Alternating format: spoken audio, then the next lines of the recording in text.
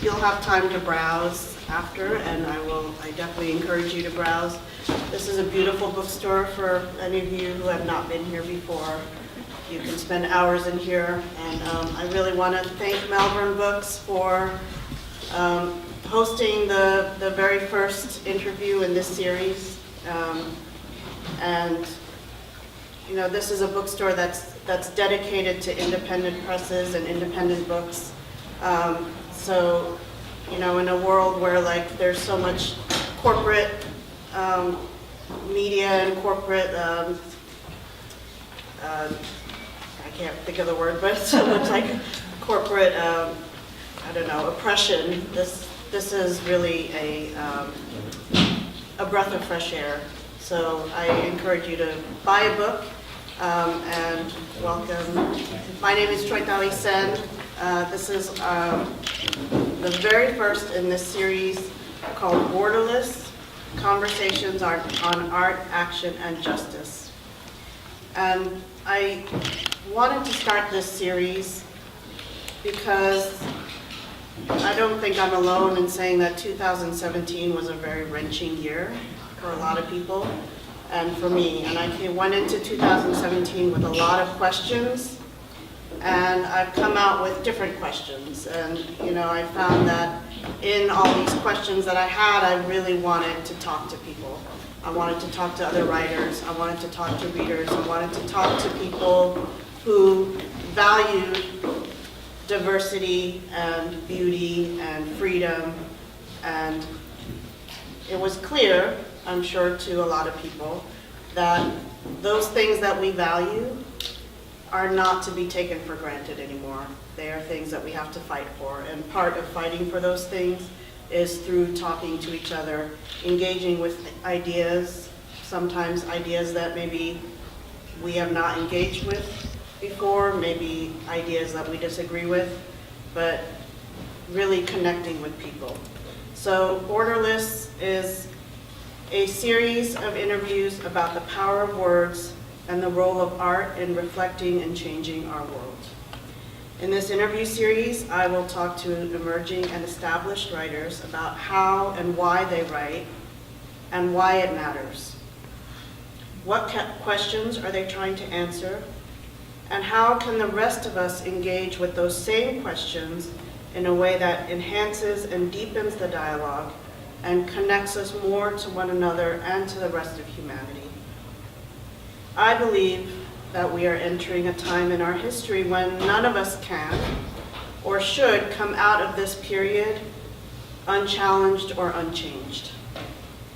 And part of that transformation, part of it will be imposed on us by external factors, but some of it, and I would say most of it, we should welcome and actively seek out through difficult and rewarding conversations on ideas and trends that require a deeper look.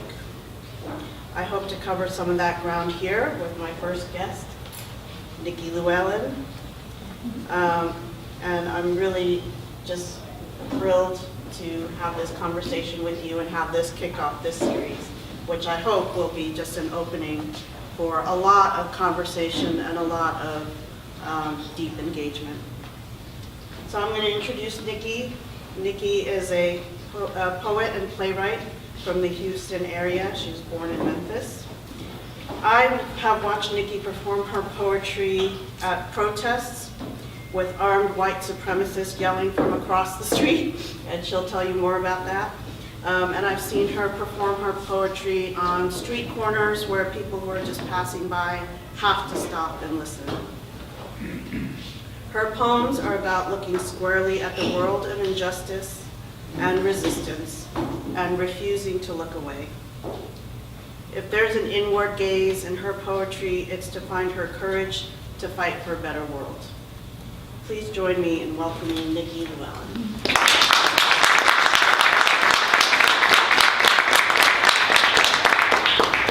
This poem is called No More. Life was a nightmare, thrown into jail, Cops locked him in the shower, made the water hot as hell. If the devil is underground, then black folks are in the grave, brutalized and thrown in prison to once again become a slave. As he was walking through that valley, he said he couldn't breathe. Was a victim of his health, the cops knocked him off his feet. Then they threw him in that jail before they sprayed his face with mace. Michael Saby died in that jail the very next day. Sandra Bland, say her name, and so many more. Can't say all of their names, can't even remember no more. How many unheard whose stories I never told. This must end, this is a sin, this evil trend must go. America sleeps with evil and kills the people, treat us less than equal, mass incarcerates its foes. Cause if you black or brown or red or po or fight for justice, you a threat to status quo. Texas has the largest mass incarceration rates in the world. Did you know? And black folks are locked up 5 times more than white folks. Oh, the story must be told. But we as a people must say no. We must say no more. And be a helpful hand on God's side, helping to relieve these sorrows. You see, tomorrow will surely come. And one day we will all be free. But not before we as people fight for justice and equality. Because there's a time for everything, but now it's time to turn the page. No more innocent in prison. No reform comes from a cage. Freedom fighters behind bars. Life gone when they get out. Just enough to take a look at the sun. They thank God and then shout. God, I can't find no job. Now I'm back on drugs. Then I'm back in jail. Then the system pulls the plug. What a drug America is, hypnotizing all of us. Cause ain't none of us free, it's no justice, it's just us. In hell, praying, asking, and now we are demanding change from this system with guidance from above.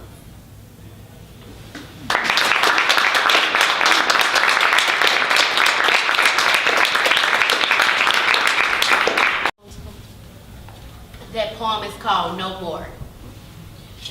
So I'm gonna ask you some questions, and then throughout the program, you're gonna share a few more poems with us. How did you get into writing poetry? I got more into, I always was a writer. I started writing when I was 7 years old. That's when I wrote my first poem.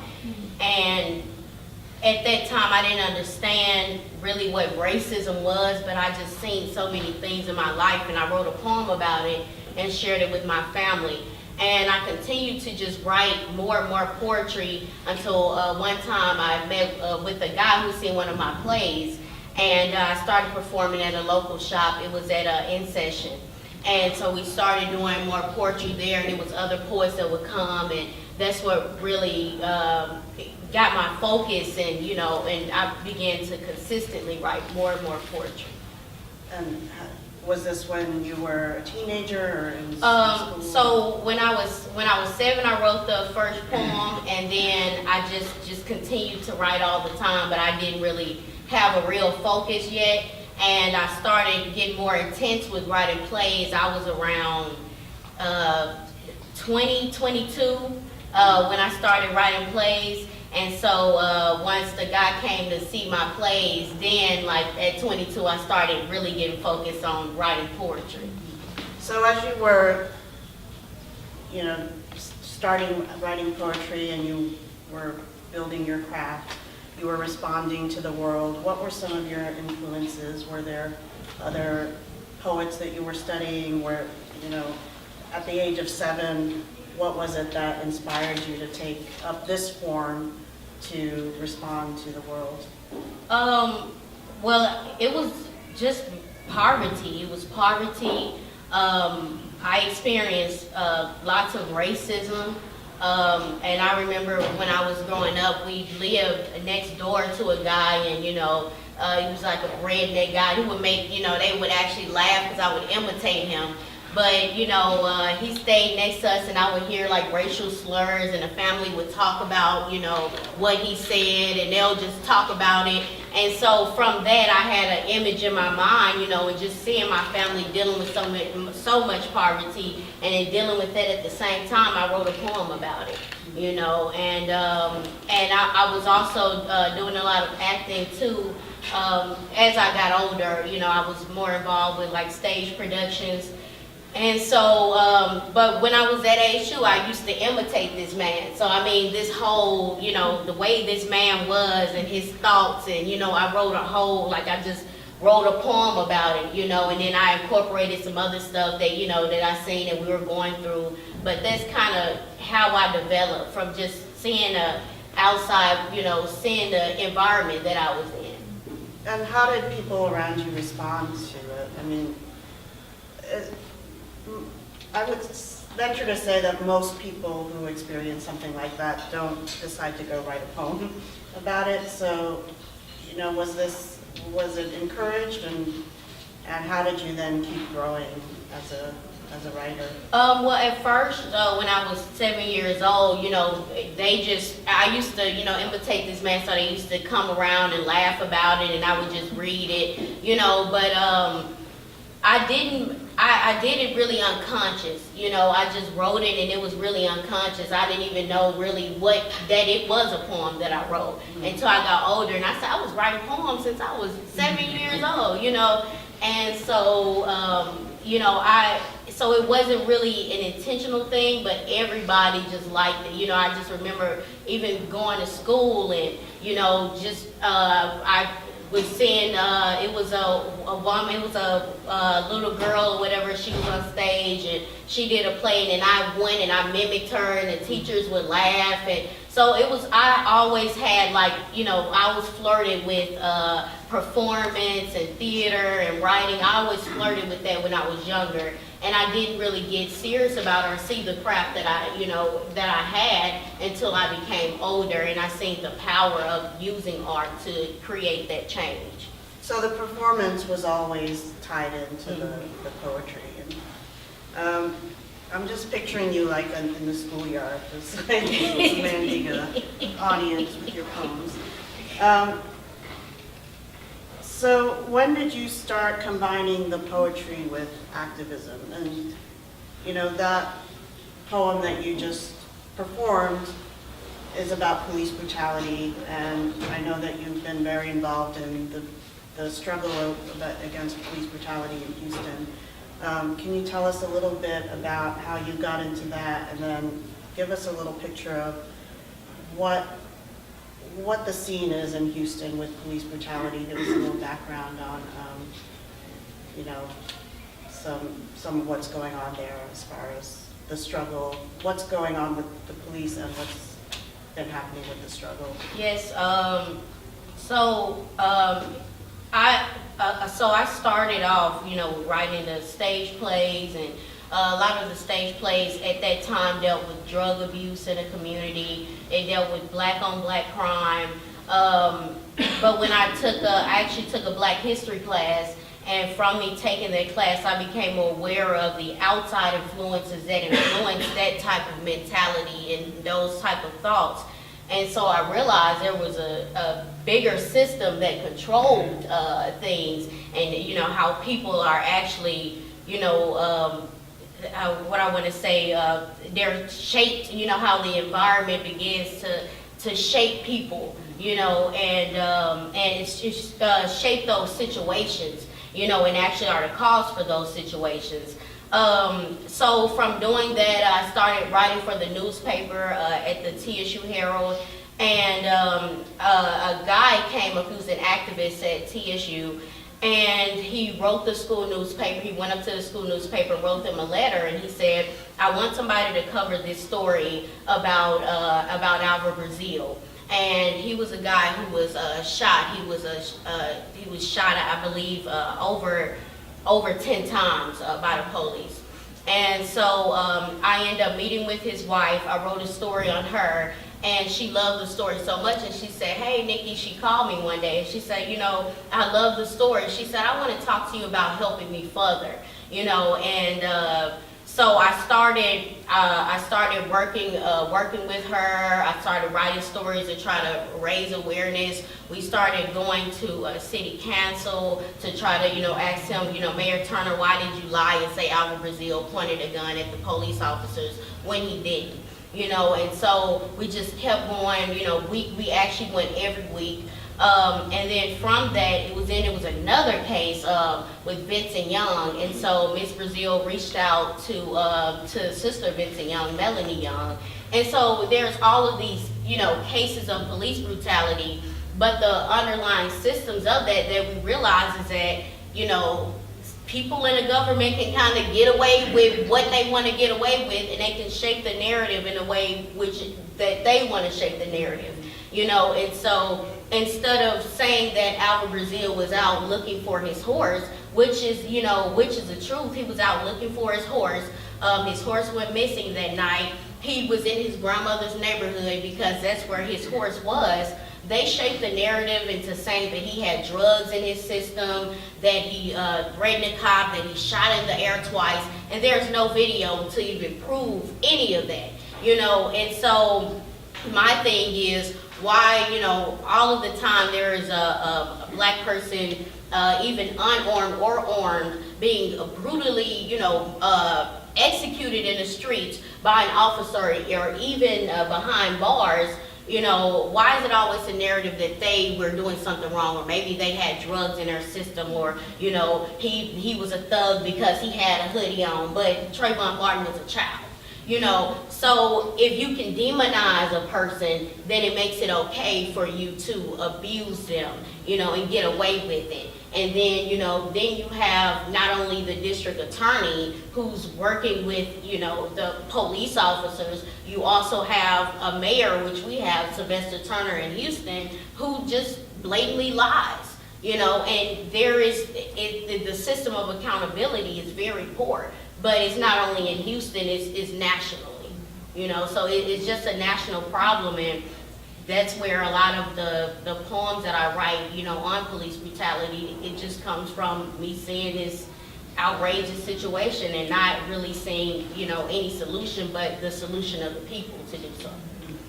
Can you talk a little bit about the evolution of the poem that you started out with? I mean, how do you go about entering a poem like that, and then how do you know when it's ready? Usually when I write, it'll all happen in one sitting, and it could be just anything that really sparks it. That poem was influenced by me watching what happened to Michael Savy. It was actually a video that was floating around, and it was a video that they tried to hide. And the Huffington Post, the Black Voices of the Huffington Post, that released that video. And when I seen that video, it was so terrible, immediately I wrote about it, and it just hit me. I said, okay, wow, and then it went from that to me saying, okay, let me tie in all of these other stories, because we hear about the people who get executed on the streets, but what are they doing behind those jails as well, where they're killing people? Same thing with Sandra Bland, the same thing, with the man where they burnt him in the shower, and burnt his skin off of his body. So it's all of these stories, and I said, well, I just wanted to tie it in and raise awareness that it is happening not only on the streets, but it's also happening, behind bars where people that's walking around here, we don't even know it's happening. So what is your, it sounds like there's an outpouring of grief or emotion or whatever, and you're getting it down on paper, and then what do you hope will happen when you perform that in front of people? I hope people are moved to do something. I can write it and just say it amongst my family, and just say it to myself, but I realize that with anything that we do, whether it's art, whether with whatever medium, whatever gifts and talents that we have, it has to be directed towards something, you know, and the something that I have is to at least spark something when someone hears it and go, wow, you know, what is this all about? What is she talking about? If this poem touched me, is there something that I can do about the problem? You know, so I hope to inspire people to move, to actually get up and do something. And is it a different process with your playwriting? 'Cause just as I only just started working in shorter forms, like poetry. I wish I was more versed in it, but I'm mainly a novelist and a short story writer, and you know, we'll get into how we met and everything, but you know, one of the things that was paralyzing me was that writing a novel takes such a long time, and for me, writing a short story takes a long time. And I felt such a sense of urgency with Trump's election, and you know what that meant for so many people, for people of color, for immigrants, for women, that I felt like I didn't have this luxury of time to really keep working on my next novel. And you know, a play I think is sort of like that. So did you start gravitating more towards poetry? Did you have a different process for your plays? With the plays did take a lot of time, and with plays you have to really be, you know, I would say really be motivated, but you know, it's kind of true, because with a poem, I can write a poem in a day, but I could have a play in my mind and I just can't write it until it actually, you know, hits me, and then I can sit down and have the time to put it out there. So it's a longer process for me with writing a play. Sometimes I can write a play in a week, you know, I mean, and then sometimes it would take me a whole, you know, month to complete it to where I really like it and it has that flow. I think that, you know, I've kind of not focused on writing so many plays right now, and that's something I do want to get back to, because it just takes so much time to, you know, sit down and to actually think. But I have so many ideas, you know, in my head. But yes, it's a completely different process. You know, it has to be crafted well. You know, you have to write it to where everybody understands it. You know, it's nothing that you can just kind of rush, and you know, a poem is 3 minutes, a play is going to be an hour and 30 minutes. So we're not suggesting people who write longer forms should have banned. Although I'm not going to speak for myself here.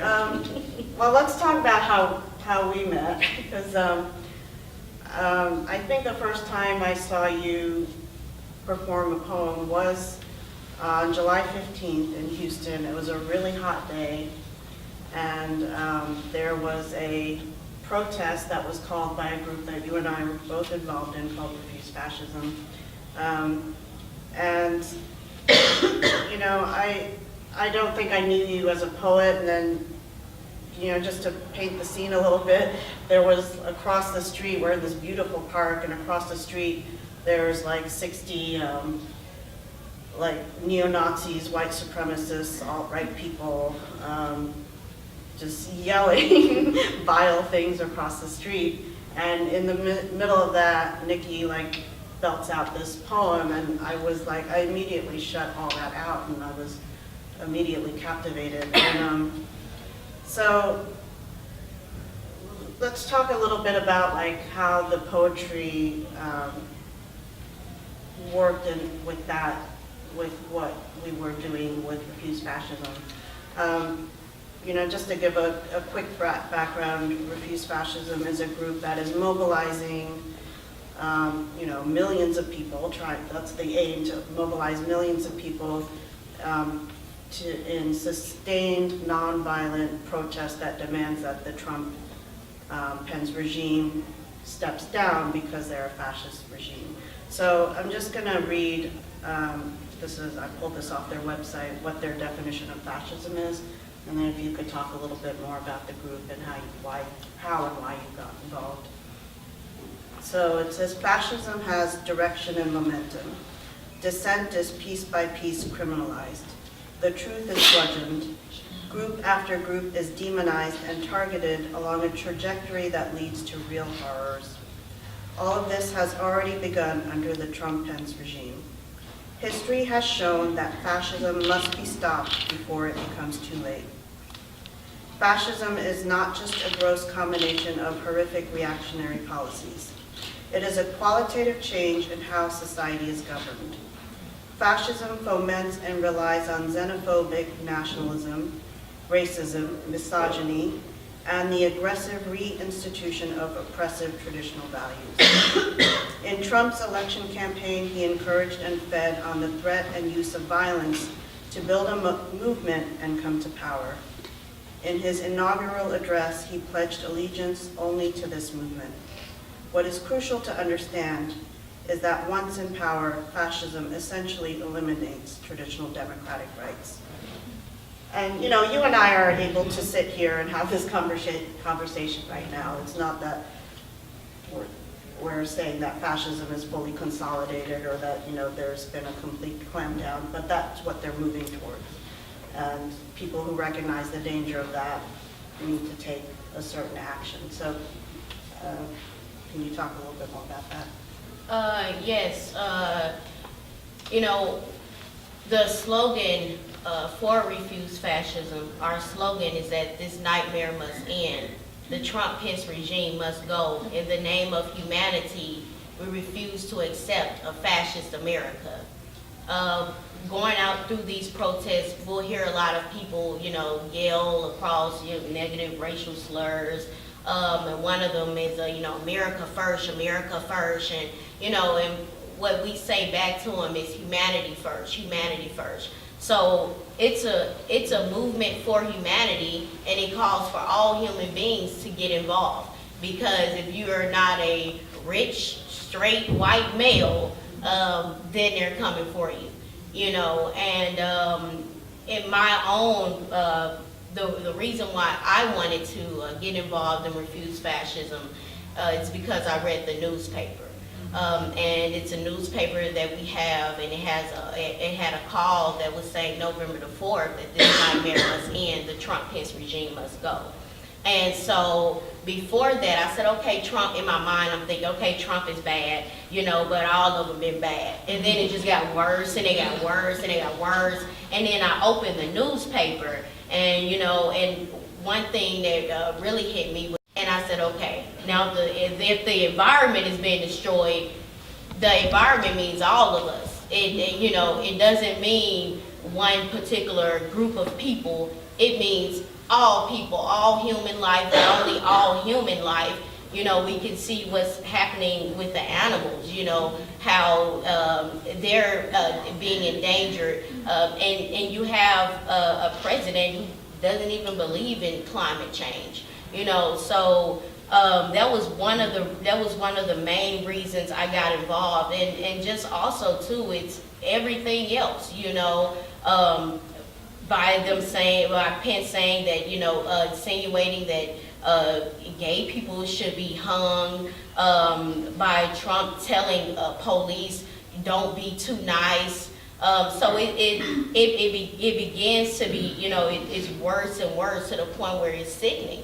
And there are people right now, in Korea that they're fearing for their lives, and it just seems to me that that America, that we've been so privileged so long, that we don't want to believe the truth. And we're also numb to other people's suffering and other people's struggles. And then, when Trump does something where, then now it offends my right, then now I'm upset. But how long will we wait? And that's one of the reasons why I joined Refuse Fascism. I say, because I can't have a right conscience and accept what Trump is doing and just be silent or wait for the Democratic Party. They're not going to do anything. They've clearly shown that they won't do anything. So, you know, in my mind, I know that it's going to take the people, all of us, you know, regardless. We might have various, you know, different opinions here and there. We might not agree with everything, but at least we can come together and say, okay, if we don't get, you know, Trump and Pence and that regime out of, you know, we don't come together and demand that they be driven from power, then, you know, we won't be able to get anything that we're trying to do off the ground, you know. So that's the way I see it. The survival for humanity is at stake, you know. The survival for the planet is literally at stake.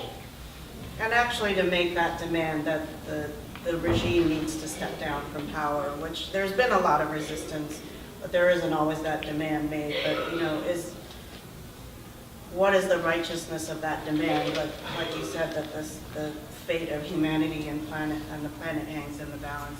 Did you want to do the November 4th poem? Yes. Okay.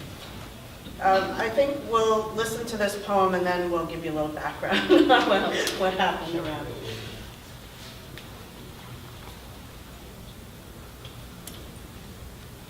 Do you want me to do the hellfire or just do the November 4th?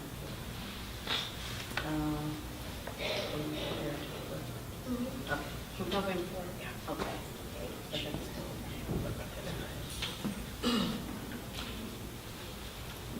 This poem is called In the Name of Humanity. They march with torches and Nazi flags, with American patriotism dripping from their lips. They brag on how many sons of bitches they've killed while running over activists in the streets. Their red, white, and blue sheets reeks of black and brown blood wiped clean by police brutality, deportation, and denying gays employment. Their philosophy is hate. The Trump-Pence regime will make America great by fueling hate and shaming Puerto Rican victims of the hurricane, demanding that they wipe their stains clean of laziness and debt, while throwing paper towels at them with no regard or respect for their humanity. Insanity of white men who don't want to be replaced. So dick-shaped rusty pipes are driven into the blood and soil of the sacred lands of the indigenous. They've rescinded Obama's Clean Power Plan because restricting carbon emissions from power plants to them is just too much rigidness. So welcome to Trump's America. Oh yes, it's getting scarier. He not only wants to destroy America, but Korea, banning Muslim people, mistaking Sharia as terrorist law when it means rights action, not to be confused with his alt-right cabinet of Christian fascists slashing at women and LGBTQ rights, promising to overturn Roe versus Wade because us women are slaves who can't decide what to do with our own pussies. So we should stay silent and let Trump freely grab them, right? No. While Betsy DeVos brags on the Department of Education rolling back investigations of civil rights abuses against women, people of color, and gays. The only thing Trump backs is blue. Sessions making it harder for victims of police brutality to sue. See, after Trump's election, there was a resurgence of lynching nooses that began appearing around the country and at schools. Our rights are being strangled under the star-spangled humanity dangles by a noose.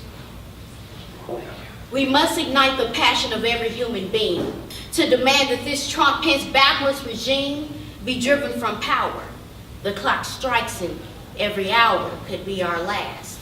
You see, on November the 4th, we demanded that that horrible past of a so-called Great America will finally fall, along with white supremacy, police brutality, and that fake-ass border wall.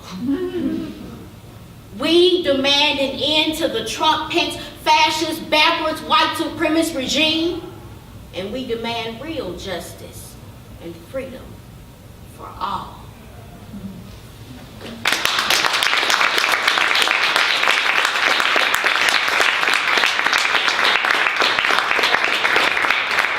Talk a little bit about what happened around November 4th.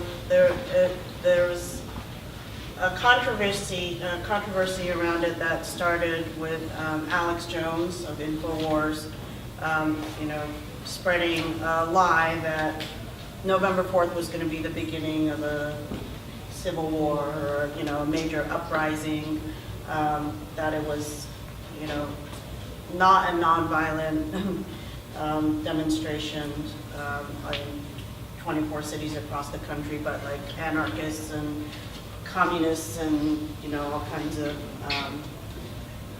armed insurrectionists were going to like create chaos. And, you know, millions of people actually watched these videos that were put out by various alt-right, you know, fascist forces. They mobilized thousands of people to at least, you know, believe it and engage in that idea. And then in Austin, there was a huge showing where they, you know, they really came out en masse. And, you know, it really, it changed the dynamic of, you know, what was, you know, something that could have been like, if you look at pictures of South Korea during their protests last year where they wanted a regime change, you know, this was a, and in 24 cities around the country, 4,000 people came out. We were there at Austin, you were one of the MCs. So can you describe what you saw when you're on the stage? This was at City Hall, and you're looking out from there. What was the scene? Oh my God.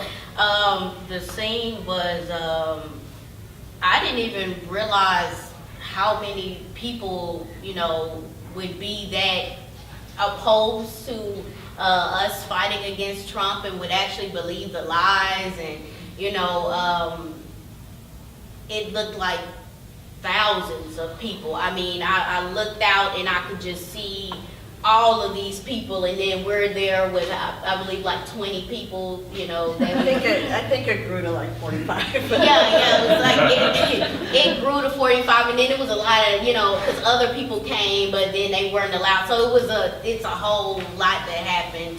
But yeah, when I looked out amongst all of these people, actually there arose in me, you know, at first I had a lot of fear, you know, and I feared for my life, you know, before I went out there. But when I finally got out there, it was just a courage, you know, that I had. And really looking amongst all of those people was a great sadness. You know, it was sadness because I seen that so many people actually, you know, support these white supremacist ideals, you know, and I would say they were white supremacists because, you know, we had people that had Confederate flags out there, you know, and some people were saying that, you know, they were ready to fight, and some people would come over, you know, with signs as misrepresenting our group and pretending to be a part of our group. So, I mean, just looking out amongst all of those people, for me, it was a great sadness, but I still had courage because I knew that we were standing for humanity. You know, we weren't playing, we weren't race baiting, you know, we weren't playing some type of game. You know, we were saying these are our demands, we're coming together as a solid, unified group, and we're demanding that Trump and Pence must go. And regardless of how many of us are here, you know, we know the truth, and we know that what Trump is doing to all of these people, what he's doing to humanity and the planet is wrong. And I believe that's where a lot of the courage and strength came from, you know, was that conviction. You know, because when I went out there and I looked amongst all those people, I said, I'm still gonna do my poem. And the fear that I felt, I didn't feel any fear, you know, when I went up there. And their intention was to shut it down, like to not allow this to take place at all. And in the face of that, you know, 20 to 45 people, and as it, you know, the crowd ebbed and flowed, but, you know, the rally was held. There were speakers. You did a poem. We were louder. We were louder. We marched, and you know, and you know, we made it back. But you know, this other side was heavily armed with machetes and you know, whatever kinds of I don't know that much about guns, but lots of different kinds of guns. And You know, I think this is something that people in Texas maybe, because I've been here 12 years, but I'm not from here, but, you know, having been to a lot of protests in other cities too, it's like, it really changes the dynamic of protest. And, you know, this isn't the first time they've come out. They've come out in Houston to things. Actually, some of these people had came out when the African American History Memorial was unveiled at the Capitol. And, you know, I wonder like how much people understand what this means to people's, you know, ability to express dissent. And you know, they are advancing, they're not just for gun rights, you know, they're advancing a white supremacist agenda. You know, and I think it's something for people, a lot of people in Austin didn't know that this was going on, and actually, you know, it got some press coverage on the day, but before it didn't get any press coverage. But a lot of these were the same people who had gone to Charlottesville, and then even in the press coverage, it didn't actually say, one side here is heavily armed, and one side is unarmed and calling for, you know, an end to a fascist regime. So, you know, it wasn't like an equivalent thing. It was sort of portrayed as these are two sides facing off against each other, you know, just because they have different opinions. And like the quality and value of what the two sides were standing for was not really expressed. So I think it's important for people to know about that and to know, you know, what actually went on. Do you want to do the Heather Heyer, or do you want to do that later? I'll do it. Okay. So look at another poem, and then we're going to talk a little bit about what you've been doing lately. I wrote this poem because these same feelings of me, you know, feeling like I might go to this protest and I might make it out, you know, we might not make it out alive. These were, you know, real emotions that I faced, and it just really, that made me think about Heather Heyer, and that she actually lost her life, you know, by these white supremacists. So this is a poem called In Honor of Heather Heyer. Preparing to protest against the Trump-Pence regime, not knowing if I'll make it back alive, because right-wing fascists promised they would show with guns. There's no way in hell I was gonna run and hide. Then all of a sudden, she flashed before my eyes. Her name wouldn't leave my mind. She made the ultimate sacrifice, a hero in these perilous times. On August 12th in Charlottesville, an angry white fascist drove into a peaceful crowd and killed Heather Heyer. She was only 32 years old. She stood for humanity and fought against America's long-term foe of racism and hate. Not too long ago, in fact, her very last post before she was slain stated, "If you're not outraged, you're not paying attention." Sad, because many folks still not listening, steady dismissing crimes committed against humanity.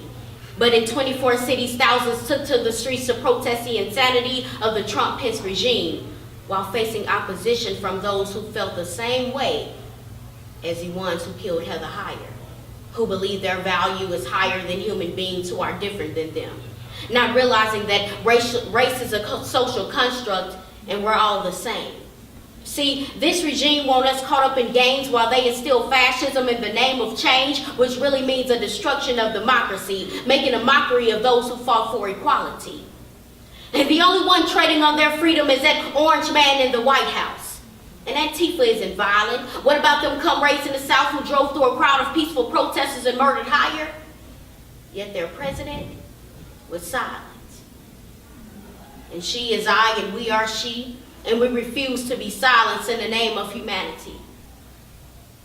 Her mother said, "You killed a revolutionary to silence truth, but you only magnified her." Because on November 4th in 24 cities, thousands laced their boots and refused to accept fascism in America. and we refuse to allow her death to be in vain. The chains of fear did not stagnate our mission. Heather, you got our attention because what you died for is worth it. Your purpose will live on. And at every protest from now on, your name shall be mentioned in freedom songs.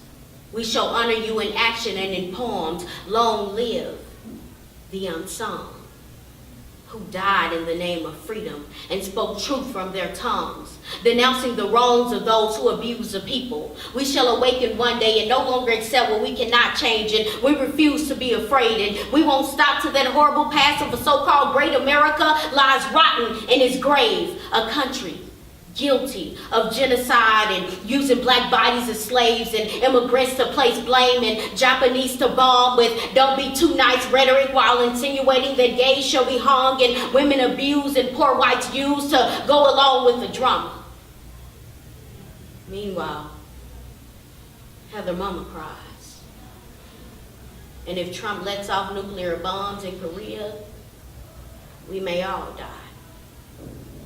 So forgive us for trying to stop Trump. In the name of what all Heather died for, we can't afford to give up. In humanity, we care. Because wherever there is injustice, we need to be right there, refusing to accept a fascist America because this is a nightmare. And if we're not outraged, then we're not paying attention.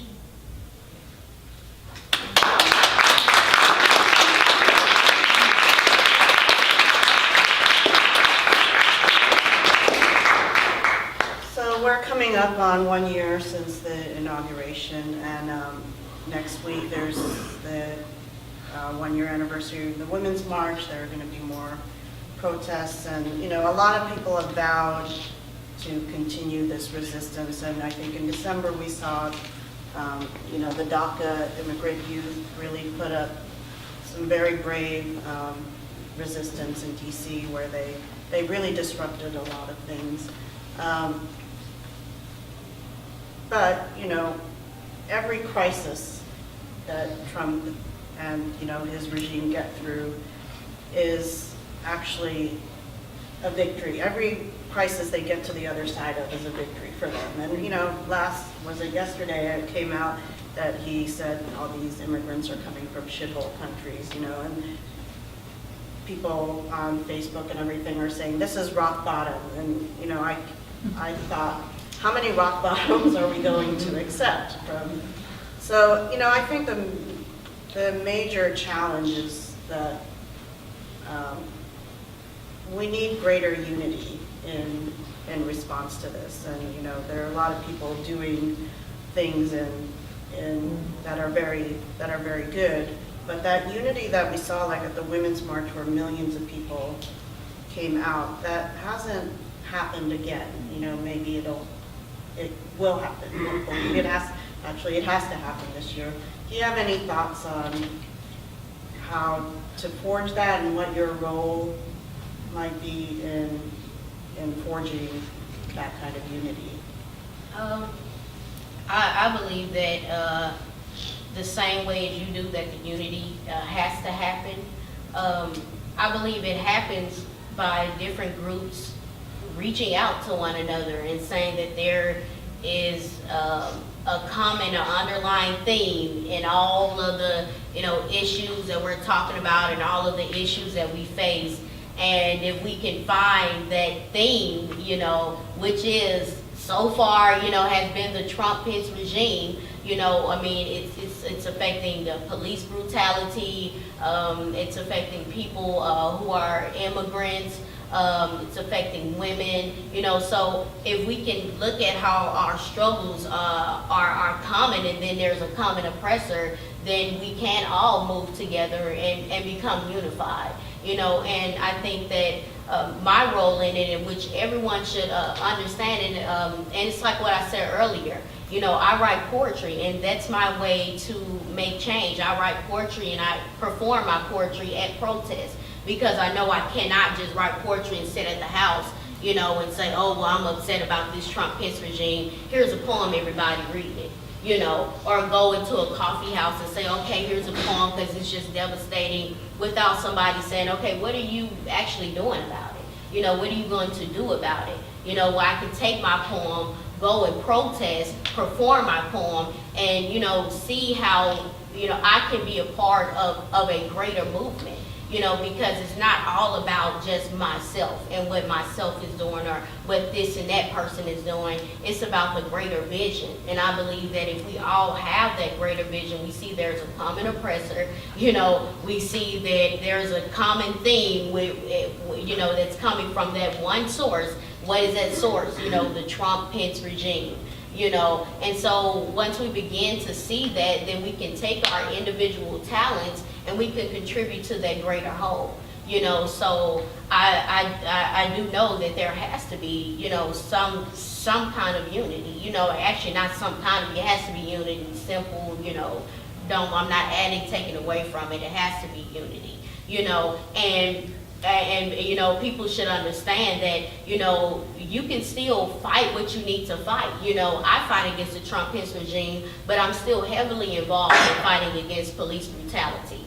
But I know that we can effectively fight against that when you have somebody like Trump that's, you know, that's encouraging police brutality, that's encouraging, you know, a white supremacist behavior. You know, so I do know that, you know, with this regime in power, how can what I'm fighting for actually advance? You know, and so I know that I'm still going to fight against police brutality, but I do know that what's happening with Trump and Pence is affecting the issue that I'm fighting against. You know, my main issue that I'm against. So you know, once people are able to see those common threads, then there will be unity, you know, and everybody has a piece to bring, you know, to this puzzle where we can unite and we can fight together. I'm going to open it up to the audience in a minute, but can you tell us a little bit about what you're working on now? And if you have one more poem that you want to... Actually revising a poem that I was writing about, you know, why are people so complacent, and trying to analyze that and what does that lead to. So that's what I'm working on now, is revising that, and also trying to put together a play with Refuse Fascism and about, you know, the Trump-Pence regime and what's going on with that, and just analyzing people from different cultures and backgrounds and how they're affected. So hopefully people can see that there is this, you know, common thread, and, you know, we can hear stories from people that are affected by this, you know. So those are the current 2 projects that I'm working on, and still helping fight against police brutality. So we plan on doing a march in February with the families who were affected by police brutality. So we're just still, that's in the very beginning stages, but we're trying to get that together now. So those are the things that I've been working on so far. Are there any questions from the audience or comments or agreements, disagreements? Oh, we've got somebody back here. Where can I find out more about the plays that you've written, and do you have a website or something? Oh, well, you can add me on Facebook, Nikki Jones. Actually, I had my old Facebook, which had my name on there, Justice for All, and I had all my plays, but I was banned from my Facebook, my original page. So Nikki Jones on Facebook, you can find me, and then I'll be posting more information about that. And it's Nikki, right? Yeah, Nikki and Jones, Jones. And is there a website for Refuse Fascism? Yes,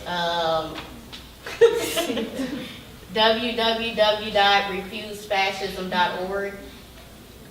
That's right. Yes, refusefascism.org. Check that out. There was a question back here.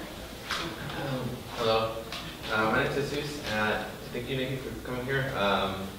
I believe that all poets are prophets, so thank you for coming to speak to us. And I also wanted to tell you that you're braver than me, because I was also there on November 4th. And like, when I saw a bunch of a group of white dudes with guns and like Confederate flags, I got out of there really bad. So yeah, but it looked like a lynch mob. It was pretty bad. And I want to give you a comment on, so this week on Saturday, that same group is coming back to Austin, and they're going to have a protest, a counter demonstration at the Capitol. On their Facebook it says, brought to you by the Texas Confederate Militia, the Highwaymen, and the Freedom Crew. This is a rally against Antifa, BLM, and the corrupt media, sanctuary cities, and the rest of the left. And it goes on, and like, it's a bunch of nonsense. But I want to let you tell you that, and also next weekend, there's also a protest by the Patriot Freedom Network, which is another militia group.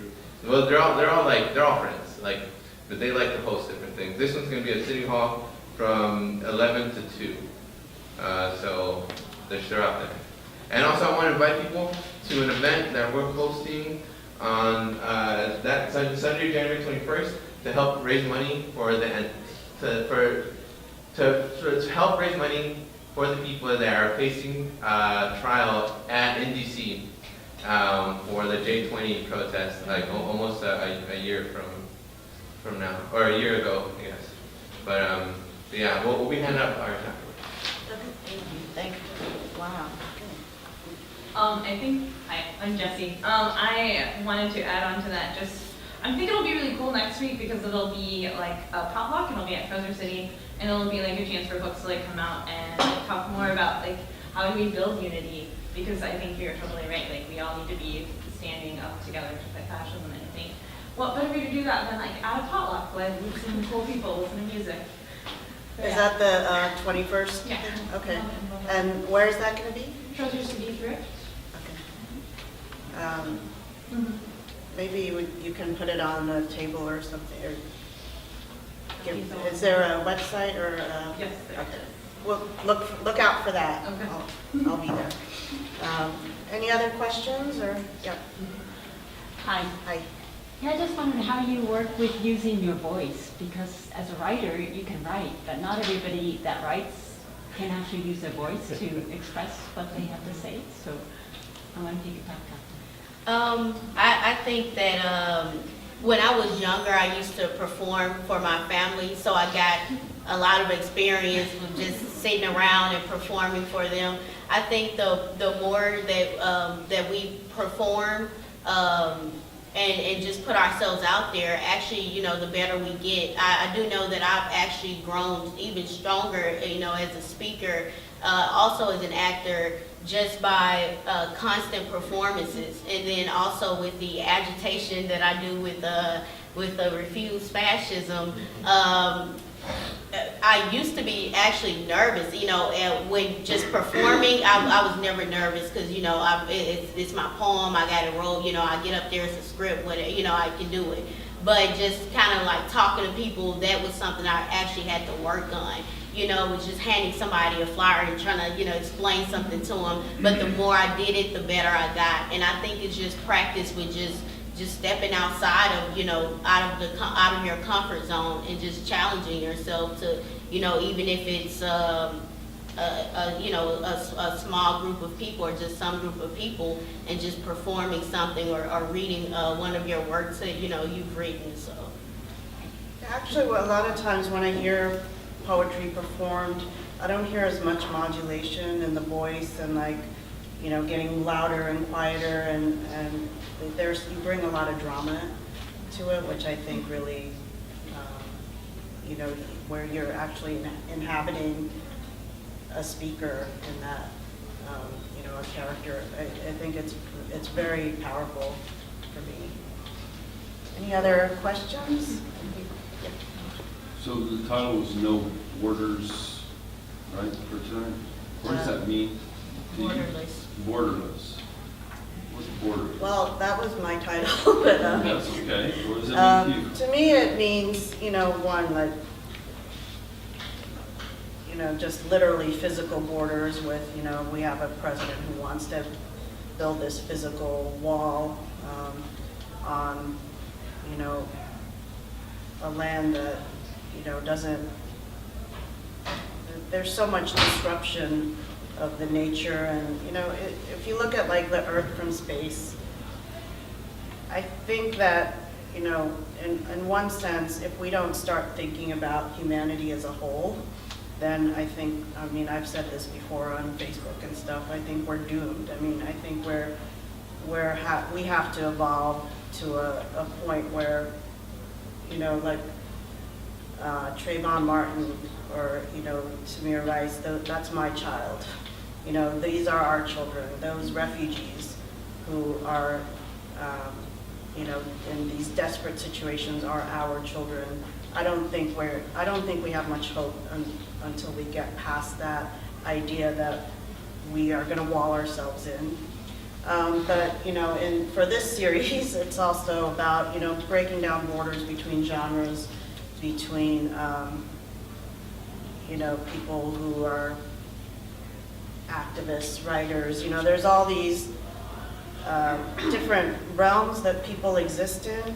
And, you know, I'm shocked at a lot of times where, like, I have friends who are activists and they don't really know anything that's going on in the literary world. And then there are these people who are writers and, you know, write really important things and they have no idea what's going on, you know, in the world of activism. And, you know, that can extend to so many things. So that's what it means to me. But, I mean, what does it mean to you?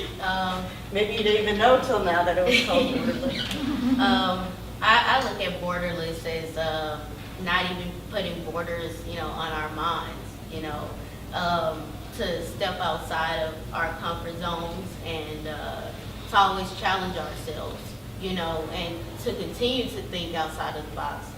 I agree completely. I think Coco actually gave the best definition of it, you know, that we should be boarded off from each other, boxed in and boarded off, and then, you know, we should also be boarded off in our minds, you know, and you know, even with our feelings and our emotions, you know, to continue to expand ourselves, you know, whether that's in literature, whether that's in stepping outside of our comfort zone to challenge things that we know that's not right, you know, so Borderless to me means an absence of fear, you know, an absence of just shedding something off because, you know, you don't want to accept it or you don't want to, you know, believe that, or, you know, and not in a way of just being, you know, ignorant, you know, in a way of saying, oh, I'm just going to accept everything. You know, Borderless to me means, you know, I can see different challenges arising and I can rise to those occasions, you know, and I'm not gonna allow myself to be shielded off from people, from understanding people, and then also knowing that there's a greater part of myself, you know, and that everyone is connected, you know, that we're not, we don't live, you know, independently from everyone else. Are there any other questions? I think we're probably about almost ready to wrap up. Oh, right back here. Hello, my name is Lee and I'm an organizer with Refuse Fascism. And I just wanted to let you know if anyone is interested in finding out more about Refuse Fascism, or if there is one way that if you would like to help, you could make a donation at refusefascism.org, where you can write a check. And there's actually a particular fund drive that we're also raising money specifically for the Texas chapters to be able to facilitate, to both strengthen the movement, to get the word out more broadly, to prevent our website from continually being hacked by the fascist trolls, and also be able to send out teams across the country. So if you're interested, I have some materials. Can you say the website again? refusefascism.org.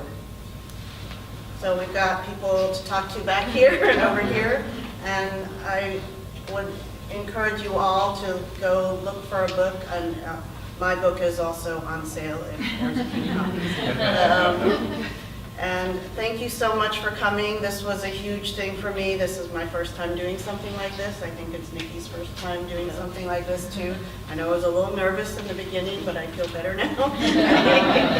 And thank you for coming.